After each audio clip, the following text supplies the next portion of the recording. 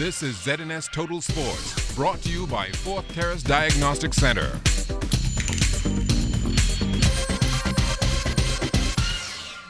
Good evening, Bahamas. I'm Kelsey Johnson. Welcome to Sports Monday. With a record number of persons competing in the 26.2-mile marathon, the half marathon, and the relay marathon, the Sunday morning trek was deemed a success by all. Although the crown will be leaving the country going with Amos Desjarnes and Vanessa Forbes, Bahamians too braved the cloudy conditions and crossed the finish line.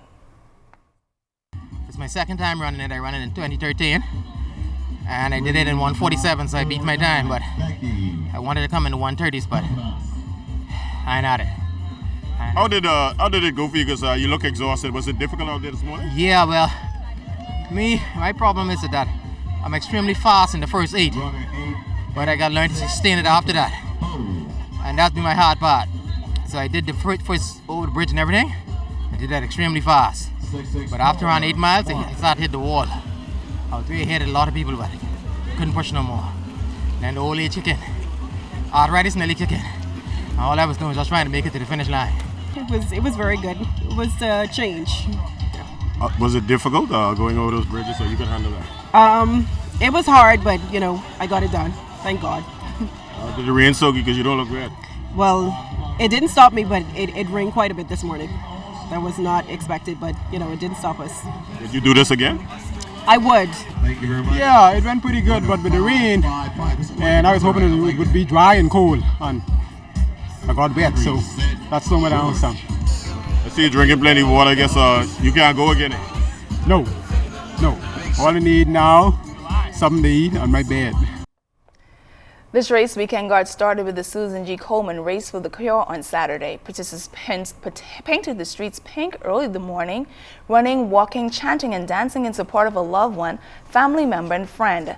The sound of jonkin music carried the participants across the line. The festive time was enjoyed by all who participated. The Junior Baseball League of Nassau also saw a record number of registrants this season for play in their various divisions. The 2016 season swung into action on Saturday, and the goal for many of the coaches is making sure that all the players have the basic fundamentals when they step on the field.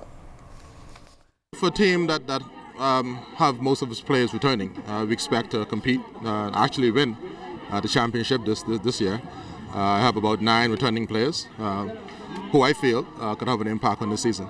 So you have a better team than last year then? I think so.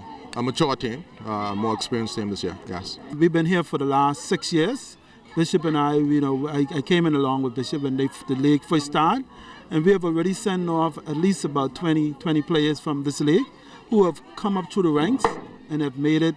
And we went off a number of times to play internationally, right? And from traveling, the coaches over there was able to scout a few of the players. Then they went on to get scholarship to go to school. President of the Bahamas Lawn Tennis Association, Elwood Donaldson, is not going to allow the financial problems that the association is now experiencing stop them from sending teams away to represent the country. Tennis right now is struggling financially, so I wish we had that type of problem. You don't want to have that type of problem, but the monies that we have needed haven't been there. So I don't know if quite we've reached the level here in the Bahamas of that.